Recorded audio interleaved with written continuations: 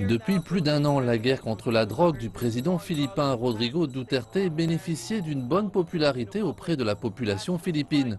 En dépit des milliers de meurtres, soit par des hommes armés masqués, soit par la police, de nombreux Philippins pensaient que les meurtres de la police étaient des actes d'autodéfense. Mais après la mort la semaine dernière de Kian de los Santos, âgé de 17 ans, sous le feu de la police, et avec l'apparition d'images montrant des officiers de police qui traînaient Kian, tout a changé. Comme on peut le voir, des gens manifestent ici. Nombreux sont les manifestants qui sont liés à des groupes militants de gauche, autrefois proches du président Duterte. Maintenant, ils mènent la lutte contre la guerre de Duterte en matière de drogue.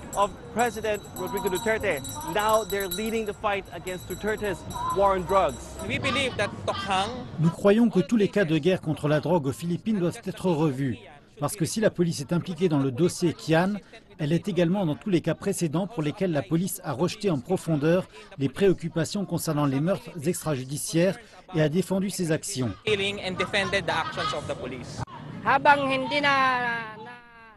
S'ils ne se concentrent pas sur le démantèlement de la drogue illégale, ce sont les pauvres qui continueront d'être victimes de la guerre de Duterte contre les drogues.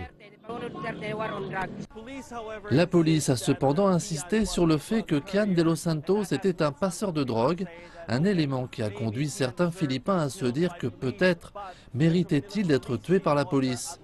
Mais le chef de la police de Manille, Oscar Abayalde, a déclaré que l'enquête se concentrerait sur la question de savoir si Kian avait été exécuté par des policiers et non pas sur l'implication ou non de Kian dans le commerce de drogue illégale. Mais le président Duterte, qui a maintes et maintes fois défendu des meurtres de la police, a déclaré qu'il fallait mener une enquête approfondie sur cette affaire.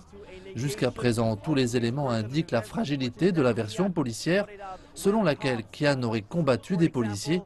Par exemple, aucun résidu de poudre n'a été trouvé sur Kian et l'homme a pourtant subi 2 blessures par balle. Mais comme le dit la police et les fonctionnaires du gouvernement en font également écho, cette affaire reste un cas isolé.